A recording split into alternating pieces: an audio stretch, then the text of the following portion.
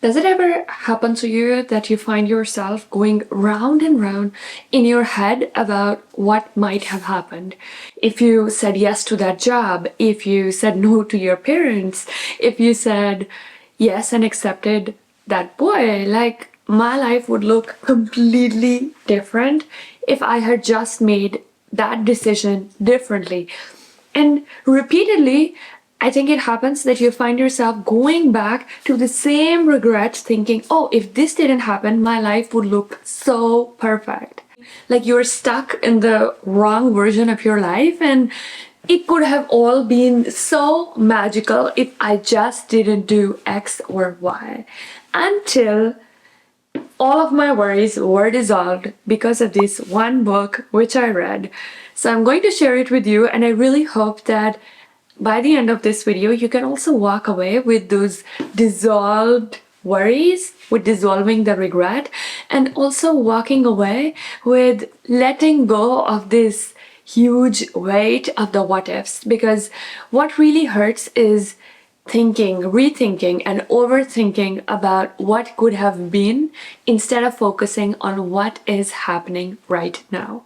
You're not too late, you're not behind. You are exactly where you are meant to be. The book follows the story of a girl who is 35 years old, and she just thinks that she messed it all up. Her career, her life, her love life, her relationship with her sibling, also the relationship with the parents. Like she blames herself for all the little things that went wrong. Because of the heavy weight of the regrets that she holds in her heart, one night she decides to end her life, and instead of dying, she ends up in this place which is between life and death, and it is called the Midnight Library. Every single book in this library is a version of her life if she made a different choice. So she tries to undo the regrets. In one life, she's an Olympic swimmer. In another life, she's a world-famous rock star. In another life, she's married and has a baby daughter. And Nora is given a chance to try each of these lives by undoing that regret. And in the beginning, it all feels so cool, like she finally gets what she had been regretting. But in each of these versions of her life, there is something terribly wrong. In one life, her mother dies early. In another life, her brother is super depressed. In another version of her life, her best friend is gone.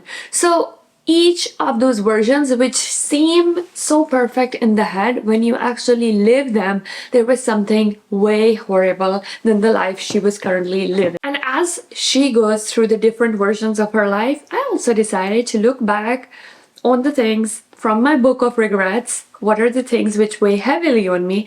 And I decided to just imagine the different versions of my life as well. And once I did that, I started to realize, like, it suddenly hit me that honestly, the version that I am living right now, this is literally the best one. Because yes, I said no to that guy, but if I had said yes, I would be so deeply unhappy. If I became a doctor and chose a different career profession, I wouldn't be as happy as I am right now. If I chose to stay in UK, 1,000 different things which your mind tells you that your life will be so much beautiful.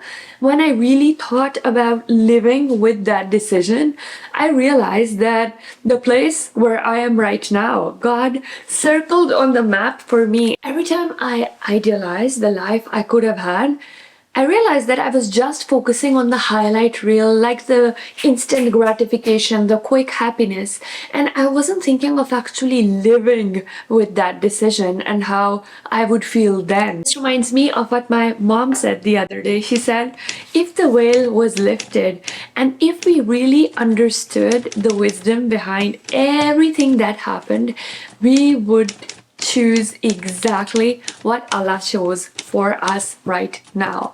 We wouldn't choose it any other way. Don't change one part of your story without changing the whole story. You can't move to a new country without a big heartbreak. It is never just one small change. It is a million different ripple effect which originates from that one small change. And when you finally realize that the life that you're living right now, is the most perfect one. It is the best thing that Allah ever gave you, and you let go of that heaviness, every single thing changes. In the words of Matt, he said, there was still the same unknowability about her life ahead, and yet everything was different. And it was different because she no longer felt she was there simply to serve the dreams of other people. She no longer felt like she had to find soul fulfillment as some imaginary perfect daughter or sister or partner or wife or mother or employee or anything other than a human being, orbiting her own purpose and answerable only to herself. And it was different because she was alive when she had nearly been dead, and because that had been her choice. This realization, coming to this awakening, that this moment right now, this life, without the ifs, without the buts, without the thousand possibilities of what could have been, this right now is the most beautiful thing that could have happened to me.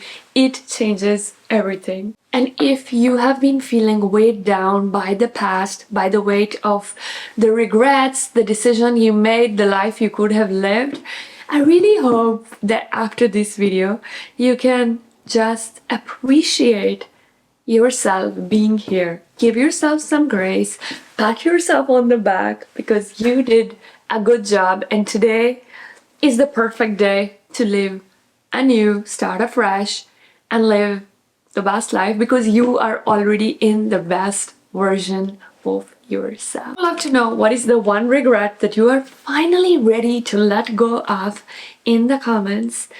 Let me know how you found this video, and inshallah, I'll see you next time. Assalamu alaikum.